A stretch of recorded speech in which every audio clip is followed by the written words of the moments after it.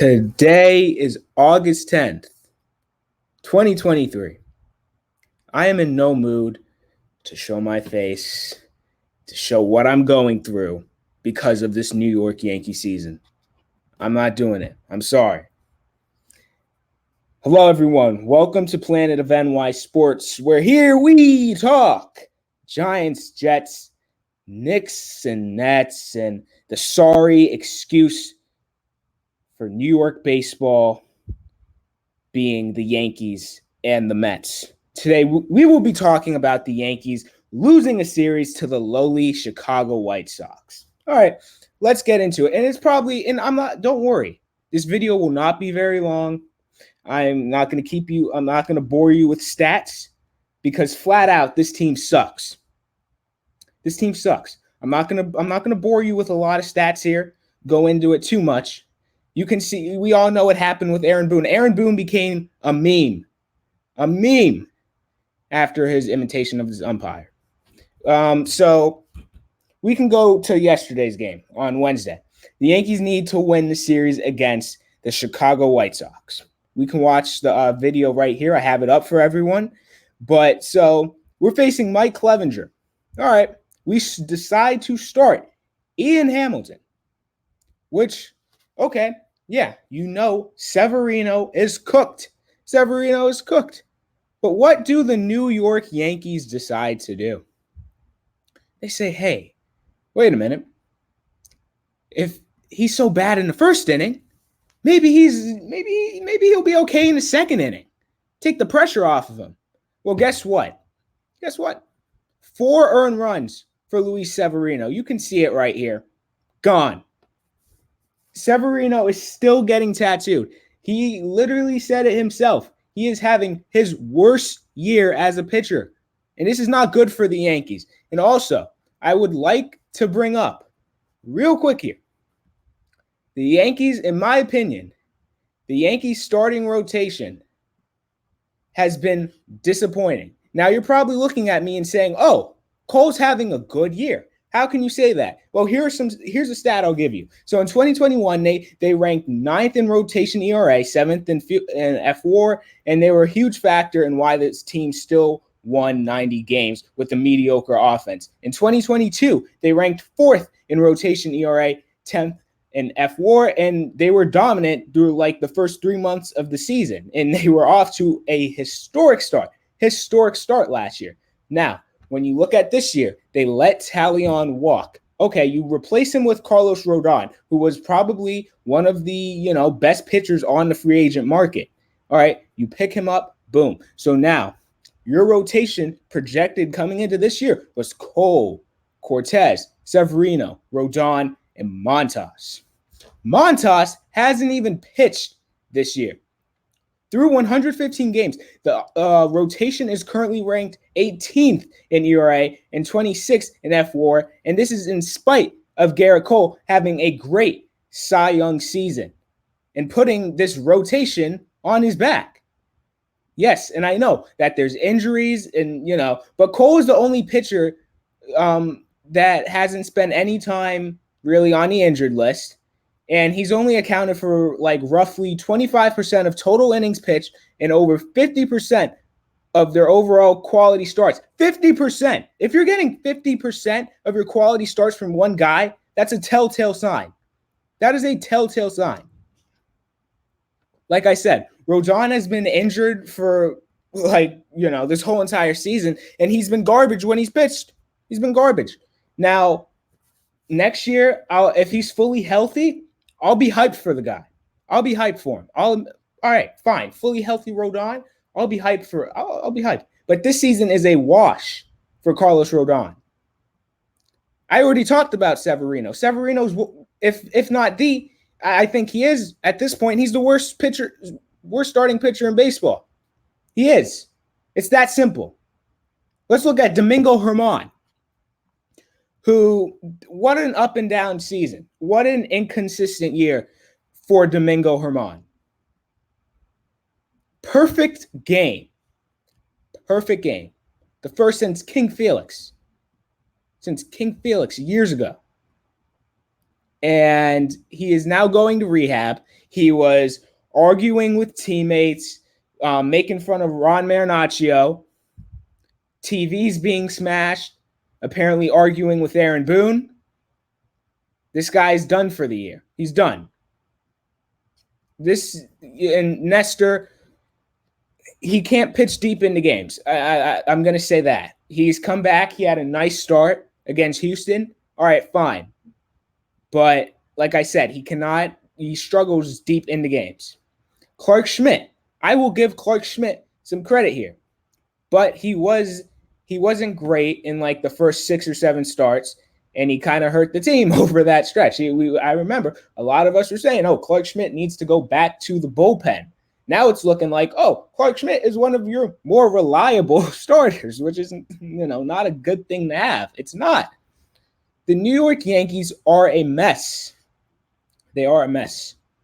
And like I said it in the previous video, I said this season is over, and I think it is. They are what? They're 5.5 out of the wild card now. And guess what? Guess who you face next week? You face the Atlanta Braves. If Severino is pitching against the Atlanta Braves, the Braves may score 20 runs and in like the first 2 innings. I'm serious. This is bad. The Yankees are in last place, 59-56. They're close to just being a 500 team. Like I said, they're 4-6 in their last 10. They're not a good baseball team. They're not. And Brian Cashman, I'll say it time and time again. You got to pick something, dude. You got to either make moves at the deadline or sell. But there was news. I said that. There was news that apparently Cashman was willing to sell off some pieces. He was willing to sell off some pieces, such as Severino. Apparently, there may have been a deal in place for Severino. He was, looking at trades for Bader, Glaber, blah, blah, blah. Hal said no. I think we're still good enough. All right, if you think you're still good enough, Hal, here's my issue. If you think you're still good enough, spend that money. Spend that money because you don't like going over the luxury tax unless it's necessary. So why didn't you do that for Bryce Harper, who even said he thought that the Yankees were going to really pursue him, but they didn't. They opted to trade for Stanton in the offseason before, and we saw how that's played out. Stanton, if I had to rate Stanton's Yankee tenure, I'd give it a 6. He's had some nice postseason moments. All right, cool, thanks. Whatever. We still didn't win a World Series. We still got spanked by the Astros every single year, or the Rays, or the Red Sox. I don't care. We haven't gone to a World Series since 2009, and I'll keep saying it. I will keep saying it until it's worn out. I'll keep saying it. Here, and also, I want to mention the prospect hugging. Here's a graphic I want to show you all. Deivi Garcia. So yes, we have DFA'd Deivi Garcia, and he was picked up by the dysfunctional organization in the Chicago White Sox, who, mind you, apparently are fighting with each other. We already saw the Tim Anderson. Everybody heard about the Tim Anderson J-Ram fight, where Tim Anderson missed all those wide open punches. I don't know how you missed those punches. But seriously, Deivi Garcia, who we didn't want to trade in 2020 for for a good bat or to upgrade pitching, we didn't want to give up Deivi Garcia. And this is the case with a lot of prospects, and it just shows you that these prospects are unproven. Now, with that being said about prospects being unproven, I think, like I've said, I think the Yankee season is over. So, do you know what I want to see? I want to see some of the younger guys up. I want to see Pereira up. Even just give me Florial at this point. I don't care. Give me some of the guys from the minors. Please. Because it is not working. It's not. And how are you going to know? But the Yankees, and also Peraza too. Why isn't Peraza up here? This season has been a wash for the New York Yankees. They're cooked. Hal Steinbrenner, and it starts from the top. It starts from the top. But guess what? Apparently, as of yesterday, they say, "Oh, Brian Cashman's job is completely safe, and it's not even going to be a debate. He is going to be the GM of this team." Now, this guy you see on the screen right here, Aaron Boone, I know I have my issues about Boone and the excuses that he makes time and time again. I have my issues there. But it would not surprise me, and if it's not this year or possibly next year, if you fire Boone and you don't get a manager, an old school type of manager, and a guy that's really an authoritarian, like an authority figure. I wanted Bruce Bochy. That's the guy I wanted in the offseason. I wanted Bruce Bochy. They didn't go after Bruce Bochy. They kept Boone. So that tells me, even if they fire Boone, there's most likely going to be another guy exactly like Boone. A guy that's going to, kiss butt, listen to whatever the analytic nerd from, guy on a shrimp bike, oh, Aaron, we have these stats, launch angle, blah, blah, blah, blah, blah. And he's going to be like, okay, yeah, sure, we'll do that. That's what it's going to be. And that's how this is what Yankee baseball is going to be for the next decade or however long Cashman's going to be GM. Until Hal sees that you need to make a change, it won't change. Here, the Yankees have lost series to the following: the White Sox twice, the Red Sox twice, the Cardinals, the Rockies, and Angels. Can't lose all of those if you're calling yourself a championship caliber operation. And that is exactly my point. You can't lose to this lowly White Sox team who, like I said, fights with each other, sleeps in the bullpen. They got players sleeping in the bullpen. You lost to this team. 2 series to this team. You lost to the Cardinals, who have been awful this year. The Colorado Rockies, who have been the worst team in the National League. And the Angels. Shohei Ohtani, right? The Angels of Anaheim. Well, guess what?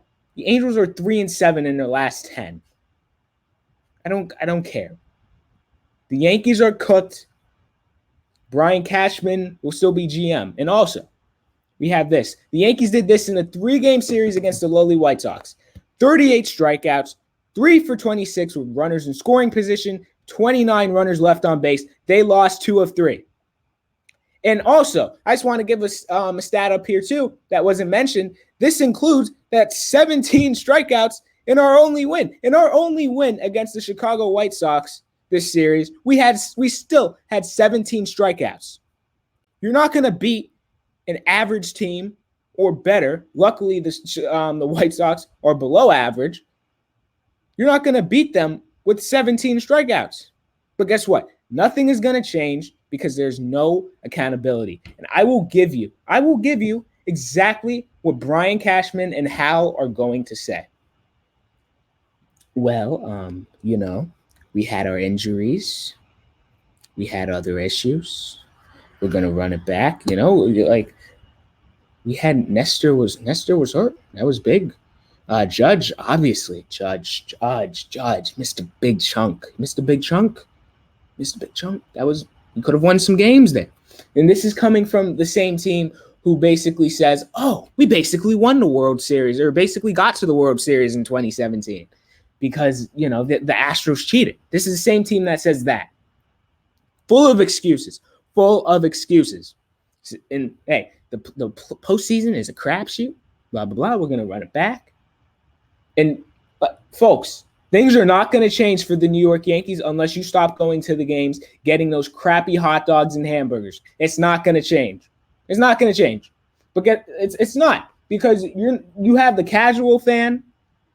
You have people basically treating it like a tourist park. No one, the Yankees are not going to have enough